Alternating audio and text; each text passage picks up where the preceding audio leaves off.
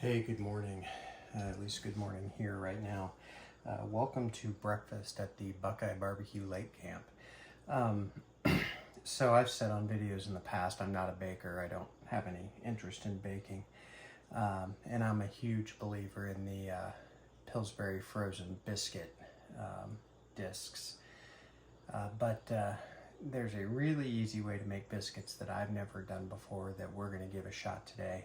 And I've got no backup plan, so we're gonna pass or fail together and hopefully have some edible biscuits.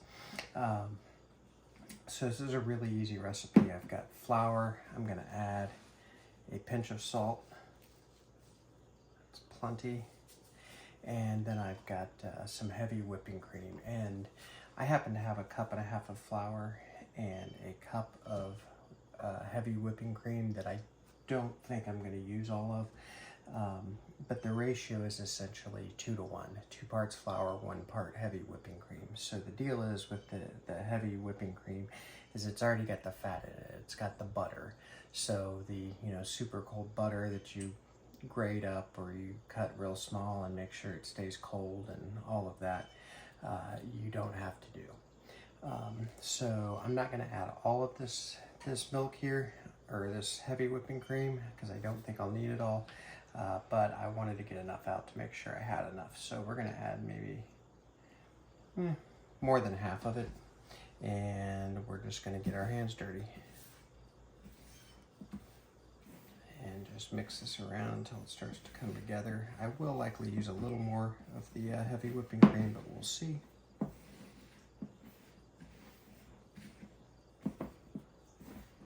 You can already feel it start to come together. I do have a cutting board off to the side that is got some flour. Oh, by the way, this is very important. This is self-rising flour, super important. Not AP or anything like that. It's self-rising flour. I hear White Lily is the best, but our grocery options at the lake camp are limited, so I got some other kind of self-rising flour. Add a little bit more.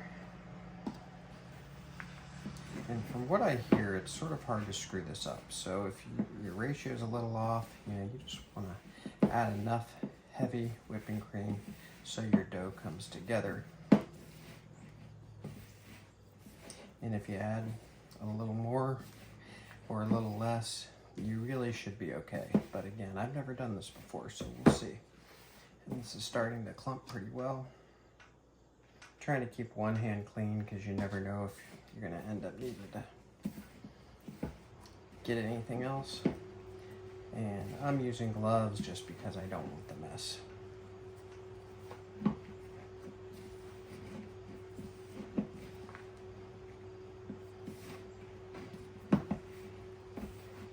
And I am going to go ahead and use the rest of that heavy cream. Hopefully I won't need any more. We'll see.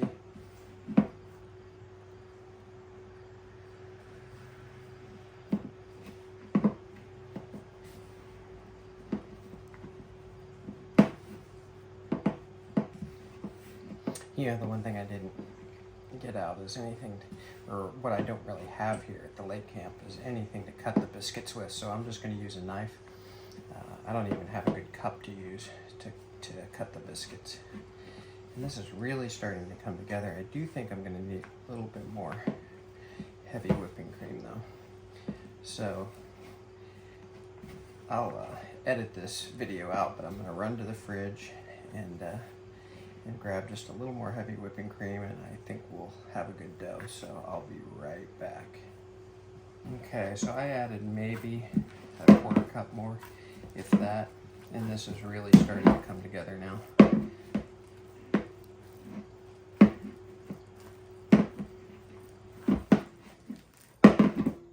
And from what I understand, this is really all about feel.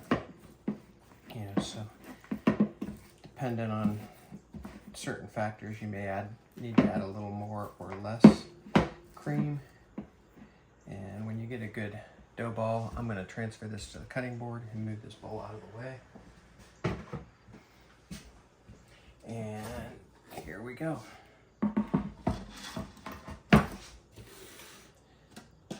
And so I've already got this floured I always make a giant mess with raw flour. So you just want to work it.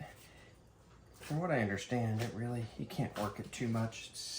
So I'm just going to flatten it out and then fold it in half and switch directions.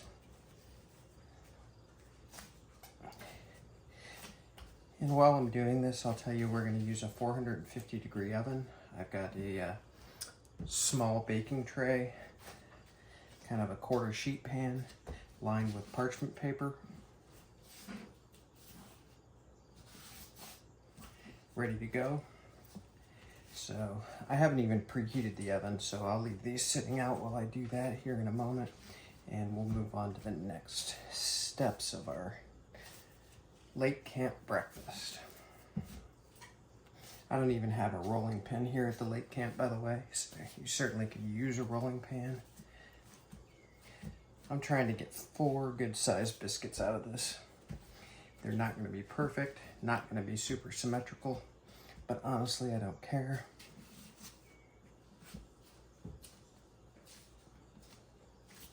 I think I'm going to do one more fold over. Here we go. We're going to call that good, so just going to press this out. Again, if you're better equipped than me here at the lake camp, grab yourself a rolling pin if you want, but honestly, I don't think it's that big of a deal. There we go. Alright, so kind of going to try to make it a little bit symmetrical. Again, I'm not that worried about it. So there we go. First try at this. Hopefully that's going to be good. I don't think you want to slide your knife. You just want to go straight down and straight out.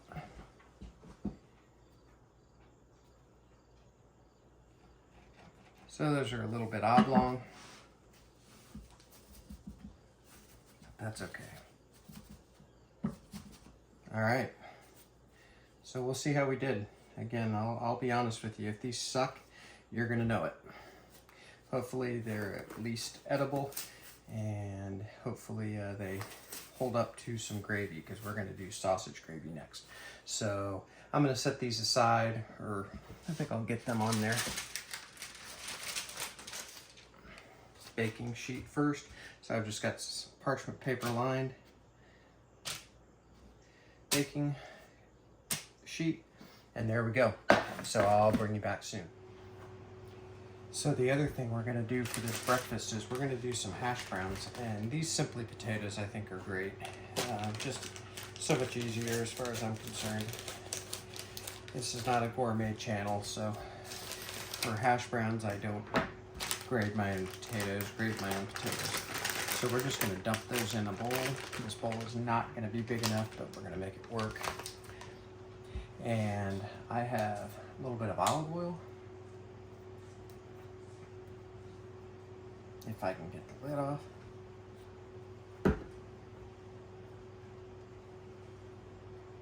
What the devil? There we go. Oh, this is brand new. I didn't realize that.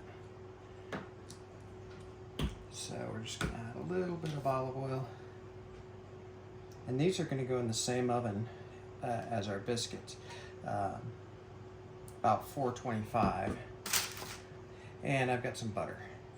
And I melted it. And this is actually butter with canola oil. You don't have to use that, but it will stand up a little better to higher heat with that canola oil. But I think butter is important for hash browns. If I'm doing them on the griddle, it's all about butter. But that olive oil will be good too. So just going to mix it around. Again, this bowl isn't quite big enough. And this tray is probably not quite big enough. I'm not going to be able to spread them out that much, but we're going to make it work.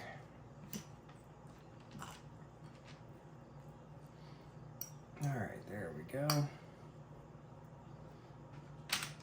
So we're just going to dump that out. By the way, I started the Rectech Bullseye grill / smoker at 350 degrees outside. And we'll probably head out there next. All right, so In an ideal world, these would be spread out a little bit more, but this is going to work just fine. As long as the potatoes are cooked, they'll be good. There we go. I'm going to add just a touch more olive oil, just a little drizzle.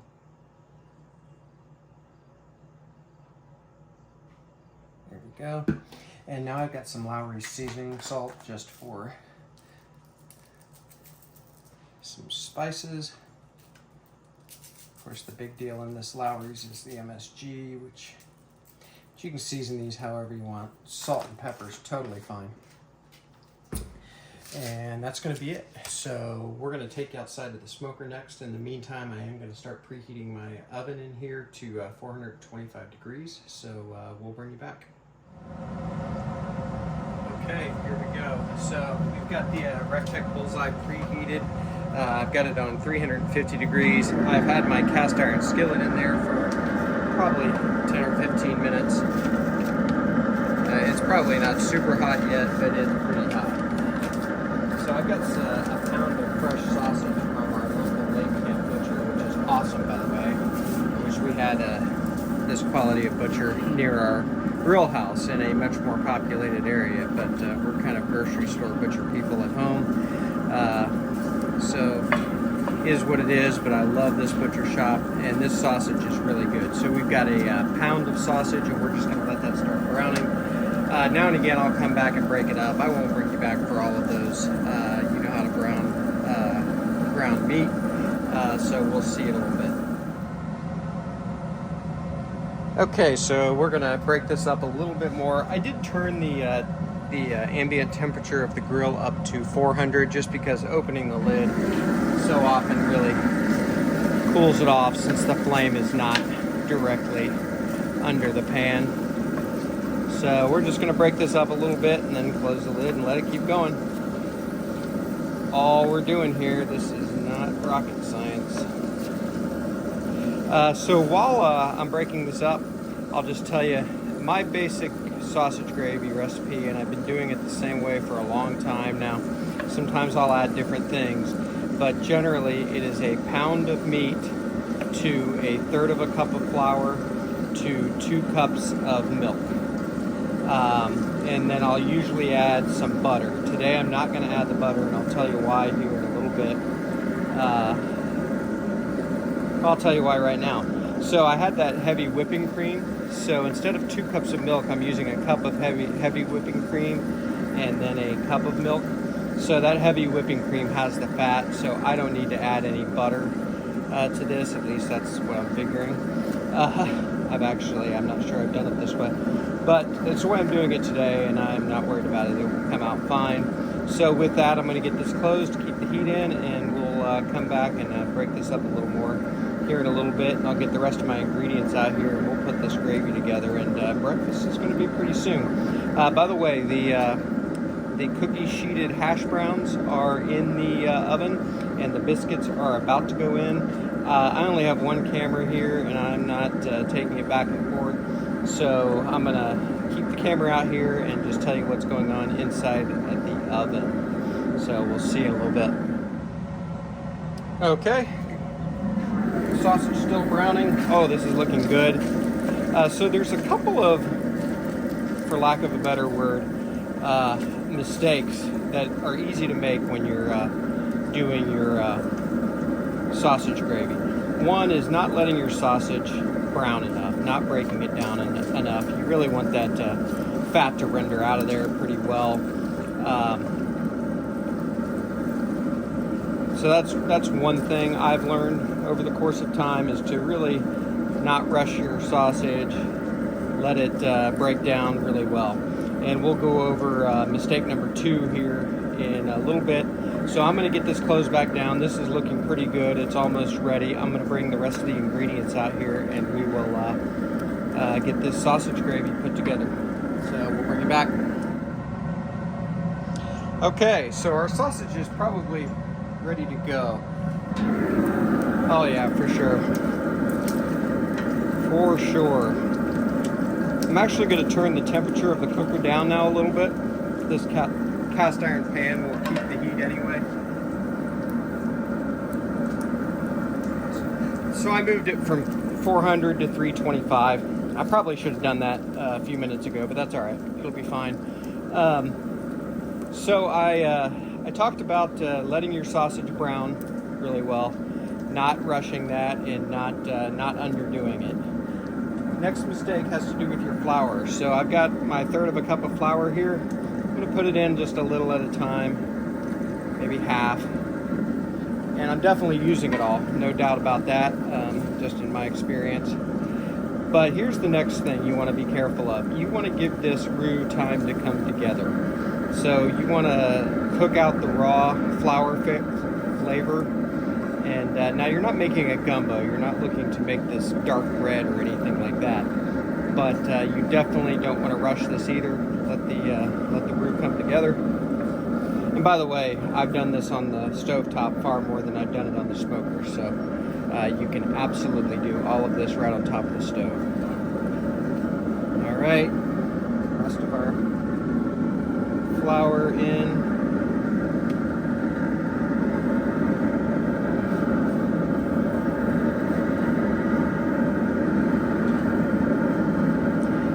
So I'm going to get this lid closed and let this roux build just a little bit. But again, we're not looking for a dark roux here. At least I'm not. If you want it a little darker, you can certainly go a little longer. But we just want to cook that raw flour taste out of the flour and let it come together. So I'll bring you back in just a minute. All right, we've let our roux come together. Again, cook the raw flour taste out of our gravy, and this is looking pretty good. So, by the way, let's talk about seasoning really fast. So, sausage is nothing more than ground meat and seasoning, so you got to be really careful with the salt. I definitely add cracked black pepper to my gravy. It's hard to overdo that in gravy, in my opinion, but salt you can definitely overdo. I would rather people just salt it at the table if they need it than take a chance of over salting in the pan. So I usually don't add any salt to my gravy at all. So I've got our 2 cups of liquid here, half whipping cream, heavy cream, and half 2% milk. And I'm just going to add this a little at a time. You don't want to dump it all in and cool your whole pan off.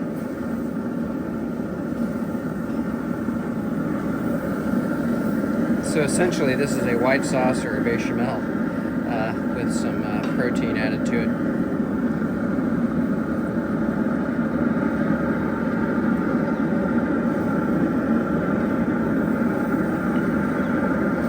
And so depending on how many you're serving, you can certainly multiply this recipe with your adding, another pound of meat, using 4 cups of liquid, using 2/3 of a cup or so of flour.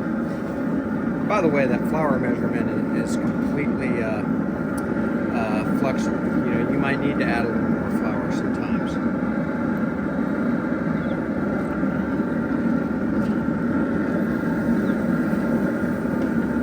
And as you probably know, you won't see the full thickness of your gravy until it comes to a heavy simmer or even a boil. So you're definitely going to want to let that cook.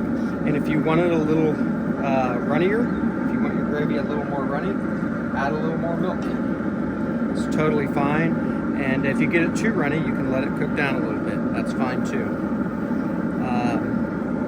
I think some people are scared of gravy for no good reason. Ultimately, it's really pretty easy. All right, we're gonna add the rest of this, and I may end up needing to grab a little more milk. So I'm gonna let this mix together, see where our consistency is, and if I need to add a little more milk, I will. Again, not a big deal. And then we're gonna get some fresh cracked black pepper on this, and after it comes to a good simmer, it's pretty much gonna be ready to go. So I'll bring you back in a little bit. Okay, so our gravy is pretty much done. I am going to add a good dose of cracked black pepper. Again, this is to taste, and if cracked black pepper isn't your thing, or you only want to add a little bit, you do you. And that's probably good. Good for the family. I may add more at the table. But we'll get this mixed a little bit. So I'm going to move the camera inside. Our hash browns are all but done. Our biscuits are all but done, which I'm really wondering how those are going to be. I think they'll be good. So we will see you inside. So here are our biscuits after 12 minutes. Again, oven at 450 degrees. They actually look pretty good. We'll see how they taste. So we'll bring you back when we get this all together. All right, so there are our hash browns. The oven works really well for these. So don't be afraid to do that if you need the stovetop space, or you just sort of want to set it and forget it. We'll bring you back. Okay, so here's our Buckeye Barbecue Lake Camp breakfast. The other thing we have close to us, which is great, is a farmer that sells some of their home garden stuff kind of on the honor system. You just go up and grab what you want, and they have prices out, and you throw money in a coffee can. Well, they have great tomatoes, so we always like sliced tomatoes as part of our breakfast. So I'll grab one of those, see how our biscuits did.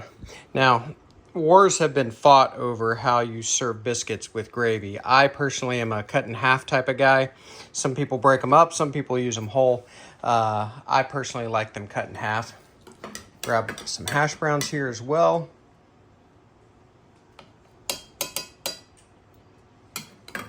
I'm sort of a hash brown guy. Add a little more there. And then we'll put some gravy on our biscuit. By the way, I did end up adding a little salt to this gravy. This is all a function of how much salt is in the sausage mixture. So this came from the butcher. I thought it needed a little more salt, so I did just add a little bit more in the pan. And so there we go. There's our Buckeye Barbecue Lake Camp breakfast. I sort of want to try this biscuit. I'll just do that off camera, but I'm definitely curious how the biscuits turned out. Couldn't be easier. So this might be the way to do biscuits from now on. I'm sort of wondering if you could freeze the biscuits just like the Pillsbury ones and keep them in the freezer and just pull them out when you want them. I might try that experiment.